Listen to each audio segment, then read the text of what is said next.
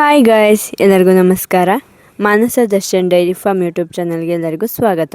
ನಾವು ಹಾಲು ಕರೆಯೋ ವಿಧಾನ ಹಾಗೆ ನಾವೇನೆಲ್ಲ ಪ್ರೊಸೀಜರ್ ಫಾಲೋ ಮಾಡ್ತೀವಿ ಅಂತ ತಿಳ್ಕೊಬೇಕಾದ್ರೆ ಕೊನೆಯವರೆಗೂ ವಿಡಿಯೋ ನೋಡಲೇಬೇಕು. ಹಾಗೆ ನನ್ನ ಚಾನಲ್ ಯಾರೆಲ್ಲ ನೋಡ್ತಿರೋ ಪ್ಲೀಸ್ ಸಬ್ಸ್ಕ್ರೈಬ್ ಮಾಡ್ಕೊಂಡು ಸಪೋರ್ಟ್ ಮಾಡಿ. ಹಾಗೆ ನಿಮಗೆ ಯೂಸ್ಫುಲ್ ವಿಡಿಯೋ ಅನಿಸಿದರೆ ಹಸು ಸಾಕೋರಿಗೆ ಶೇರ್ ಮಾಡೋದು ಮಾತ್ರ ಮರಿಬೇಡಿ. ಹಾಗೆ ನಿಮಗೇನೇ ಡೌಟ್ ಇದ್ದರೂ ಕಾಮೆಂಟ್ ಮಾಡಿಬಿಡಿ. ಗೈಸ್, ಇವಾಗ ಮ್ಯಾಟ್ರಿಗೆ ಬರೋಣ. ಮೇವು ಮತ್ತು ಫೀಡ್ ಕೊಟ್ಟ ಮೇಲೆ ನಾವು ಮಿಲ್ಕಿಂಗ್ ಸ್ಟಾರ್ಟ್ ಮಾಡ್ತೀವಿ. ಆ್ಯಕ್ಚುಲಿ ಕರೆಂಟ್ ಇರಲಿಲ್ಲ, ಜನ್ರೇಟ್ ಯೂಸ್ ಮಾಡ್ಕೊಂಡಿದ್ದೀವಿ. ಜನ್ರೇಟ್ರು ಮತ್ತು ಕರೆಂಟ್ ಎರಡು ಇರೋ ಥರ ಮಿಷಿನ್ ತೊಗೊಂಡ್ರೆ ಕರೆಂಟ್ ಇಲ್ದಾಗ ನಾವು ಜನ್ರೇಟರ್ ಸ್ಟಾರ್ಟ್ ಮಾಡ್ಕೋಬೋದು. ನಾವು ಹಾಲು ಕರೆಯೋ ಮುಗಿಸೋ ಅಷ್ಟೊತ್ತಿಗೆ 1.5 ಅವರ್ ಟೈಮ್ ಆಗುತ್ತೆ. 7 ಕಲರ್ ಬರುತ್ತೆ ಒಂದು 20 ಕಲರ್ ಬರುತ್ತೆ. ಈ ಥರ ಒಂದು ಬಕೆಟ್ ತೊಗೊಂಡು ಅದಕ್ಕೆ PP ಸೊಲ್ಯೂಷನ್ ಹಾಕ್ಕೊಂಡು ಮಿಕ್ಸ್ ಮಾಡ್ಕೊಂಡಿದ್ದೀನಿ. ಇದರಿಂದ ನಾವು ಬ್ಯಾಕ್ಟೀರಿಯಾನ ಅವಾಯ್ಡ್ ಮಾಡಬಹುದು. ಒಂದೇ ಒಂದು ಚಿಟಿಕೆ ಹಾಕ್ಕೊಂಡ್ರೆ ಸಾಕು, ಜಾಸ್ತಿ ಏನು ಬೇಡ. ಒಂದು ಚಿಟಿಕೆ ಹಾಕ್ಕೊಂಡ್ರೆ ಅದು ಫುಲ್ ಬಕೆಟಿಗೆಲ್ಲ ನೀರಿಗೆಲ್ಲ ಸ್ಪ್ರೆಡ್ ಆಗುತ್ತೆ. ನಾವು ಹಾಲು ಕರೆಯೋಕ್ಕೆ ಸ್ಟಾರ್ಟ್ ಮಾಡಿದಾಗಲೇ ಆವಾಗಲೇ ಪಕ್ಕದಲ್ಲಿರೋ ಹಸುಗಳು 1 by 1 ಹಂಗೆ ಕೆಚ್ಚಲು ತೊಳ್ಕೊತಾ ಸ್ಟಾರ್ಟ್ ಮಾಡ್ತೀವಿ. ಏಕೆಂದರೆ ಒಂದು ಹಸು ಹಾಲು ಕರಿತಿದ್ರೆ ಅದು ಸೊರ ಬಿಡಬೇಕಲ್ಲ, ಹಾಗಾಗಿ ಅದು ಸ್ವಲ್ಪ ಮುಕ್ಕಾಲು ಭಾಗ ಬಂದಾಗಲೇ ನಾವು ಪಕ್ಕದಲ್ಲಿರೋ ಹಸು ಕೂಡ ತೊಳ್ಕೊತೀವಿ. ಮೆಷಿನ್ ಯೂಸ್ ಮಾಡೋದ್ರಿಂದ ನಮಗೆ ಮಿಲ್ಕಿಂಗ್ ಬೇಗ ಮುಗಿಯುತ್ತೆ, ಹಾಗೆ ಟೈಮಿಂಗ್ ಸೇವ್ ಆಗುತ್ತೆ. ಗೈಸ್, ಒಂದು ಇಂಪಾರ್ಟೆಂಟ್ ಥಿಂಗ್ ಏನಪ್ಪ ಅಂತ ಅಂದರೆ ಹಸುಗೆ ಕೆಚ್ಚಲು ಬಾವು ಆಗಿದೆ ಅಂತ ನಮಗೆ ಹೇಗೆ ಗೊತ್ತಾಗುತ್ತೆ ಅಂತಂದರೆ ಕೆಚ್ಚಲು ಸ್ವಲ್ಪ ಊದ್ಕೊಂಡಿರುತ್ತೆ, ಇಲ್ಲಾಂದರೆ ಹಾಲಲ್ಲಿ ಸ್ವಲ್ಪ ಗಲೀಜು ಬರುತ್ತೆ. ಅದಕ್ಕೆ ನಾವೇನಪ್ಪ ಮಾಡ್ತೀವಿ ಅಂತ ಅಂದರೆ ನಮಗೇನಾರು ಅಕಸ್ಮಾತ್ ಡೌಟ್ ಇದ್ದರೆ ಹಾಲು ಕರಿಯೋಕ್ಕೂ ಮಿಷಿನ್ ಹಾಕೋಕ್ಕೂ ಮುಂಚೆ ಸ್ವಲ್ಪ ಹಾಲನ್ನ ಕರೆದು ನೋಡ್ತೀವಿ. ಊದ್ಕೊಂಡಿರುತ್ತಲ್ಲ, ಅದು ನೋಡಿದ ತಕ್ಷಣ ಗೊತ್ತಾಗುತ್ತೆ ನಮಗೆ. ಹಾಗಾಗಿ ಸ್ವಲ್ಪ ಹಾಲನ್ನ ಒಂದು ತಟ್ಟೆ ತೊಗೊಂಡು ಅದು ಸ್ವಲ್ಪ ಸ್ಲೈಡಾಗಿ ಇಟ್ಕೊಂಡು ಕರೆದ್ರೆ ಗಲೀಜು ಬಂದರೆ ಆವಾಗ ನಮಗೆ ಗೊತ್ತಾಗುತ್ತೆ, ಓ ಇದು ಬಾವಾಗೈತೆ ಅಂತೇಳಿ. ಇಲ್ಲ ನಮಗೆ ಪರ್ಫೆಕ್ಟಾಗಿ 100% ಗೊತ್ತಾಗಬೇಕು ಅಂದರೆ CNP ಮಾಡ್ಬೋದು. CNP ಮಾಡೋದ್ರಿಂದ ಇದೆಲ್ಲ ಮೆಡಿಕಲಲ್ಲಿ ಸಿಗುತ್ತೆ. CNP ಅಂದರೆ ಮ್ಯಾಸ್ಟಿಟಿಸ್ ಚೆಕಪ್ ಅಂತೇಳಿ ಅದೊಂದು ಜೆಲ್ ಇರುತ್ತೆ. ಅದು ಹಾಕ್ಕೊಂಡು ಸಮ ಪ್ರಮಾಣದಲ್ಲಿ ಹಾಲು ಹಾಕ್ಕೊಂಡು ಅದನ್ನು ಸ್ವಲ್ಪ ಈ ಥರ ಕೈಲಿ ರೊಟೇಟ್ ಮಾಡಿದರೆ ಅದು ಗೊತ್ತಾಗುತ್ತೆ. ಇದ್ರ ಬಗ್ಗೆ ವಿಷಯ ಬೇಕು ಅಂತಂದರೆ ಕಮೆಂಟಲ್ಲಿ ಕಮೆಂಟ್ ಮಾಡಿ, ಇದ್ರ ಬಗ್ಗೆನೂ ತಿಳಿಸ್ಕೊಡ್ತೀನಿ. ಬಾವಾಗಿರೋ ಹಸುಗಳ್ನ ಆವಾಗ ಕರೀದಲೆ ಎಲ್ಲ ಹಸುಗಳ್ನೂ ಹಾಲು ಕರೆದಾದ್ಮೇಲೆ ಸಪ್ರೇಟಾಗಿ ಅದೊಂದು ಹಸು ಮಾತ್ರ ಲಾಸ್ಟಿಗೆ ಮಿಷಿನ್ ಹಾಕಿ ಹಾಲು ಕರ್ಕೊಬೋದು. ಇದರಿಂದ ಯಾವುದೇ ರೀತಿ ಪ್ರಾಬ್ಲಮ್ ಆಗೋಲ್ಲ. ಹಾಲು ಕರೆದಾದ್ಮೇಲೆ ನೀಟಾಗಿ ಅದನ್ನು ಮಿಷಿನ್ನ ವಾಶ್ ಮಾಡಿಡಬೇಕಷ್ಟೆ. ಆಮೇಲೆ ಏನಪ್ಪ ಅಂದರೆ ಒಂದು ಹಸು ಹಾಲು ಕರೆದ್ಮೇಲೆ ಮಿಷಿನ್ನಲ್ಲಿ ಹಾಲು ಕರೆದ್ಮೇಲೆ ಕೆಚ್ಚಲಲ್ಲಿ ಸ್ವಲ್ಪ ಹಾಲು ಉಳ್ಕೊಂಡಿರುತ್ತೆ. ನಾವು ಒಂದ್ಸಲ ಒಂದೊಂದು ತೊಟ್ಟಲ್ಲಿ ಜಾಸ್ತಿ ಹಾಲು ಉಳ್ಕೊಂಬಿಟ್ಟಿರುತ್ತೆ, ಒಂದೊಂದು ತೊಟ್ಟಲ್ಲಿ ಕಡಿಮೆ ಹಾಲು ಉಳ್ಕೊಂಡಿರುತ್ತೆ. ಇದರಿಂದ ಏನಪ್ಪ ಪ್ರಾಬ್ಲಮ್ ಏನಾಗುತ್ತೆ ಅಂದರೆ ನಾವೇನಾರ ಕರೀಲಿಲ್ಲ ಹಾಲು ಕರೆದಾದಾಗ ಅಂತ ಅಂದರೆ ಕೆಚ್ಚಲು ಬಾವಾಗೋ ಸಾಧ್ಯತೆ ಹೆಚ್ಚಾಗಿರುತ್ತೆ. ಏಕೆಂದರೆ ಹಾಲು ತೊಟ್ಟಲ್ಲೇ ಸ್ಟೋರ್ ಆಗಿರುತ್ತಲ್ಲ, ಹಾಗಾಗಿ ನೆಕ್ಸ್ಟ್ ಸ್ಟೋರ್ಗೆ ಜಾಗ ಇರಲ್ಲ, ಆವಾಗ ಕೆಚ್ಚಲು ಬಾವಾಗುತ್ತೆ. ಇಲ್ಲ ಅಂದರೆ ಹಾಲು ದಿನೇ ಸ್ವಲ್ಪ ಅದ್ರದ್ದು ಇಳುವರಿ ಕಡಿಮೆ ಆಗ್ತಾ ಬರುತ್ತೆ. ಹಾಗಾಗಿ ನಾವು ಮಿಷಿನಲ್ಲಿ ಹಾಲು ಕರೆದ ತಕ್ಷಣ ಕೈಯಲ್ಲಿ ಒಂದ್ಸಲ ಕರಿಬೇಕು. ಕೆಲವೊಬ್ರು ಕರೆಯಲ್ಲ, ನಾವು ಪ್ರತಿದಿನ ಇದನ್ನೇ ಫಾಲೋ ಮಾಡ್ಕೊಂಡಿರೋದು. ಹಾಗೆ ಹಾಲೆಲ್ಲ ಕರ್ಕೊಂಡು ನೀಟಾಗಿ ಕೆಚ್ಚಲು ವಾಶ್ ಮಾಡ್ಕೊಂಡಾದ್ಮೇಲೆ ಸ್ವಲ್ಪ ಟಿಶ್ಯೂ ತೊಗೊಂಡು ಕೆಚ್ಚಲೆಲ್ಲ ನೀಟಾಗಿ ಒರೆಸ್ಕೊಂಡು ಡಿಪ್ ಹಚ್ಚಬೇಕು. ಆವಾಗ ಇದರಿಂದ ಕೆಚ್ಚಲು ಬಾವಾಗೋದು ಕಂಟ್ರೋಲ್ ಆಗುತ್ತೆ.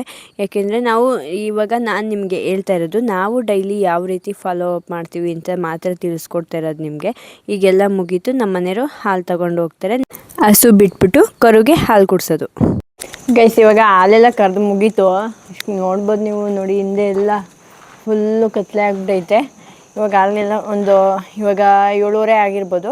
ಹಾಲು ಕರೆದು ಮುಗೀತು. ಹಸುಗಳು ಮೇವು ತಿಂದಾಯಿತು. ನಾನು ನಿಮ್ಗೆ ಹೇಳಿದೆ, ನಾವು ಮೇವು ಹಾಕಿ ಹಾಲು ಕರೆದು ಅವು ತಿನ್ನೋ ಅಷ್ಟೊತ್ತಿಗೆ ಒಂದು 20 ನಿಮಿಷದಿಂದ ಅರ್ಧ ಗಂಟೆವರೆಗೂ ನಿಂತ್ಕೊತವೆ. ಮಲಗಲ್ಲ, ಕಿಚ್ಚಲು ಹಿಂಗೆ ಕ್ಲೋಸು ಮತ್ತು ಓಪನ್ ಆಗ್ತಾ ಇರುತ್ತೆ. ಹಾಲು ಕರೆದ ತಕ್ಷಣ ಮಲಗಬಾರ್ದು ಅಂತ. ನೋಡಿ ಗೈಸ್, ನಮ್ಮವು ಯಾವ ಇನ್ನೂ ನಿಂತಿಲ್ಲ, ಎಲ್ಲ ಇನ್ನೂ ಮೇವು ತಿಂತಾವೆ ಹಸುಗಳು. ನೋಡಿ ಇವಾಗೆಲ್ಲ ತಿಂದಾಯ್ತಲ್ಲ. ಇವಾಗ ನಮ್ಮ ಮನೇಲಿ ಹಾಲು ತಗೊಂಡೋಗಿದ್ದಾಯಿತು. ಇವಾಗ ನನ್ನ ಡ್ಯೂಟಿ ಸ್ಟಾರ್ಟ್ ಆಗುತ್ತೆ. ಏನಪ್ಪ ಅಂತಂದರೆ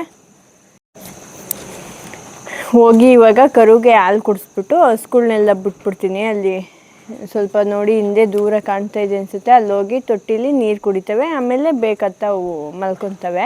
ಈಗ ಗೈಸ್, ಇವಾಗ ಕರುಗೆ ಹಾಲು ಕುಡಿಸ್ಬಿಟ್ಟು ಬಂದ್ಬಿಡೋಣ. ಆಮೇಲೆ ಲಾಸ್ಟಿಗೆ ಹಸುಗಳು ಬಿಡ್ತೀನಿ. ಗೈಸ್, ಇನ್ನೊಂದು ವಿಷಯ ಏನಪ್ಪ ಅಂದರೆ ಪ್ಲೀಸ್ ನಂದು ಯಾರೆಲ್ಲ ವೀಡಿಯೋಸ್ ನೋಡ್ತಿದ್ದೀರಾ ಸಬ್ಸ್ಕ್ರೈಬ್ ಮಾಡ್ಕೊಂಡು ವೀಡಿಯೋ ನೋಡಿ. ತುಂಬ ಖುಷಿಯಾಗುತ್ತೆ ಸಬ್ಸ್ಕ್ರೈಬ್ ಮಾಡ್ಕೊಂಡು ವೀಡಿಯೋ ನೋಡಿದರೆ. ಸಪೋರ್ಟ್ ಮಾಡಿ ಗೈಸ್. ಇದೇ ಥರ ನಿಮಗೆ ಇನ್ಫಾರ್ಮೇಷನ್ ವೀಡಿಯೋಸ್ನ ಹಾಕ್ತಾನೆ ಇರ್ತೀನಿ. ಹಾಗಾಗಿ ನಾನು ಹಾಕೋ ಪ್ರತಿಯೊಂದು ವೀಡಿಯೋನೂ ಲಾಸ್ಟ್ವರೆಗೂ ನೋಡಿ ಸಪೋರ್ಟ್ ಮಾಡಿ. ನಿನ್ನ ಸಪೋರ್ಟ್ಗೆ ಎಷ್ಟು ಥ್ಯಾಂಕ್ಸ್ ಹೇಳಿರೋ ಸಾಲಲ್ಲ. Thank you guys. ಇನ್ನೊಂದು ವಿಷಯ ಏನಪ್ಪ ಅಂದರೆ ಕರುಗೆ ಬಾಟ್ಲಲ್ಲೇ ಹಾಲು ಕುಡಿಸ್ಬೇಕು. ಇದರಿಂದ ತುಂಬ ಯೂಸಸ್ ಇದೆ. ಬಾಟ್ಲಲ್ಲಿ ಯಾಕೆ ಹಾಲು ಕುಡಿಸ್ಬೇಕು ಅಂತ ತಿಳ್ಕೊಬೇಕು ಅಂದರೆ ಕಮೆಂಟ್ ಮಾಡಿ, ಅದ್ರ ಬಗ್ಗೆನೂ ತಿಳಿಸ್ಕೊಡ್ತೀನಿ. ನೋಡಿ ಗೈಸ್, ಇದು ನಾವು ನೋಡಿ ಅದೇ ಬಕೆಟಲ್ಲಿ ಕುಡ್ಸೋಕೆ ಹೋದರೆ ಹಿಂಗೆ ಗುದ್ದೇ ಬಿಡ್ತದೆ. ಇಲ್ಲ ಆಚೆ ಇಟ್ಕೊಂಡು ಹೋಗಿ ಏನಾರು ಗುಡ್ಸಿದ್ರೆ ಬಾಟ್ಲನ್ನೇ ಗುದ್ದಾಕ್ಬಿಡುತ್ತೆ. ಹಿಂಗೆ ಒಳಗಡೆ ಅದು ಆಚೆ. ನಾನು ಈ ಥರ ಕುಡ್ಸೋದ್ರಿಂದ ನಮಗೇನು ಪ್ರಾಬ್ಲಮ್ಮೇ ಅನಿಸಲ್ಲ. ನೀಟಾಗಿ ಹಾಲೆಲ್ಲ ಕುಡ್ಕೊಂಬಿಡುತ್ತೆ ಇದು. ಬೆಳಗ್ಗೆ ಸಂಜೆಯಿಂದ ಸೇರಿಸಿ ನಾವು ಈ ಕರುಗೆ ಒಂದು ಟೈಮ್ಗೆ ಎರಡೂವರೆ ಕೊಡ್ತೀವಿ. ಒಂದು ದಿನಕ್ಕೆ 5 ಲೀಟ್ರ್ ಹಾಲು ಕುಡಿಸ್ತಿದ್ದೀವಿ ಇದಕ್ಕೆ. ಇನ್ನೂ ಕರು ಹಾಕಿ ಒಂದು 15 ಡೇಸ್ ಆಗಿರ್ಬೋದು ಗೈಸ್, ಅಷ್ಟೇ ಇದು.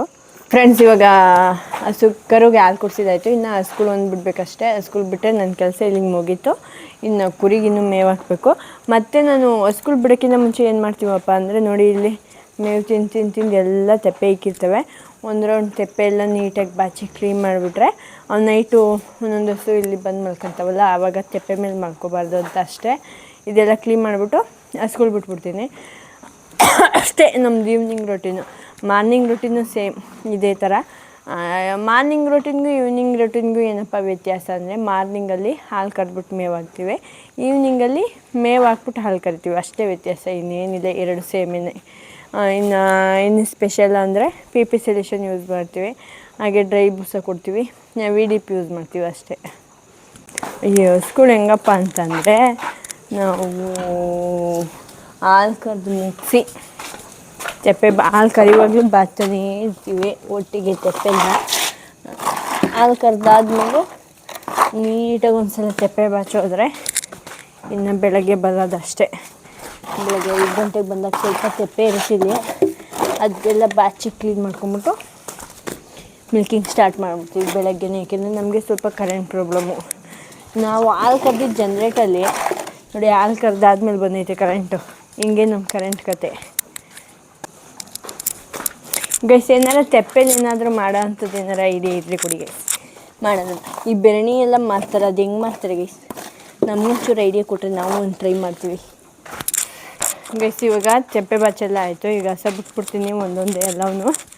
ಡೈರೆಕ್ಟೋಗಿ ನೀರು ಕುಡಿತೇವೆ ನೋಡಿ ಗೈಸ್. ಇವಾಗ ಸ್ಕೂಲ್ನೆಲ್ಲ ಬಿಟ್ಬಿಡ್ತೀನಿ, ಒಂದೊಂದೇ ಹೋಗ್ತವೆ ಗೈಸ್. ಯಾರೋ ಕೇಳ್ತಾಯಿದ್ರು ಶೆಡ್ ಯಾವ ರೀತಿ ಮಾಡ್ಕೋಬೇಕು ಮತ್ತು ಹಸು ಯಾವ ರೀತಿ ತರಬೇಕಂತ.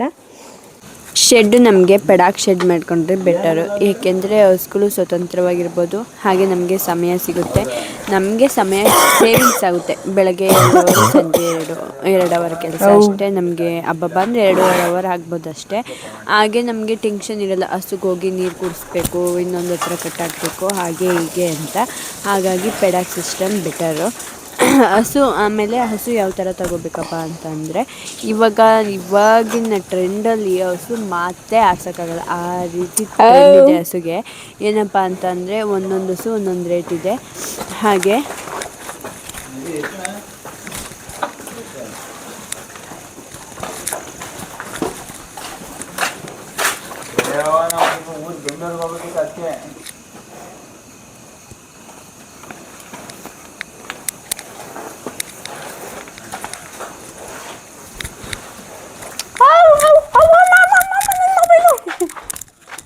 ನನ್ನ ಮೊಬೈಲ್ ಮೇಲೆ ಕಣ್ಣು.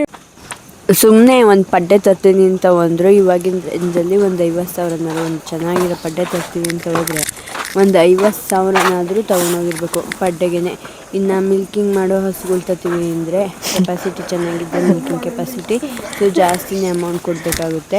ಹಾಗಾಗಿ ನಮಗೆ ಬಜೆಟ್ ಯಾವ ಥರ ಇರುತ್ತೆ ಆ ರೀತಿ ತೊಗೊಂಡ್ರೆ ಬೆಟರು. ನಮ್ಗೆ ಒಳ್ಳೆ ಸೆಮೆನ್ಸ್ ಬೇಕು ಅಂದರೆ ಹೋಗ್ತಾ ನೆಕ್ಸ್ಟ್ ಜನ್ರೇಷನ್ ಚೇಂಜ್ ಆಗ್ತಾ ಇರುತ್ತೆ. ಹಾಗೆ ನಾವು ಒಳ್ಳೊಳ್ಳೆ ಸೆಮೆನ್ಸ್ ಕೊಡ್ತಾ ಹೋದರೆ ಸಾಮಾನ್ಯ ನಮಗೂ ಹೋಗ್ತಾ ಫ್ಯೂಚರಲ್ಲಿ ಒಳ್ಳೆ ಹಸುಗಳು ಸಿಗ್ತವೆ. ಅಂದರೆ ನಮಗೆ ಅಕಸ್ಮಾತ್ ಇನ್ಕಮಲ್ಲಿ ಚೆನ್ನಾಗಿದ್ದರೆ ಒಂದು ಒಳ್ಳೆ ಹಸುನೇ ತರ್ಬೋದು. ಏನಪ್ಪ ಅಂದರೆ ಒಂದು 30 ಕೊಟ್ಟರೆ ಚೆನ್ನಾಗಿರೋ ಹಸುನೇ ಸಿಗ್ತವೆ. ಇವಾಗ ಅಂದರೆ ಹಸುಗೆ ಅದೇನು ರೈತರು ಟ್ರೆಂಡ್ ಮಾಡಿರೋ ಗೊತ್ತಿಲ್ಲ, ಹಸುನೇ ಟ್ರೆಂಡ್ ಆಯ್ತೈತೆ ಗೊತ್ತಿಲ್ಲ.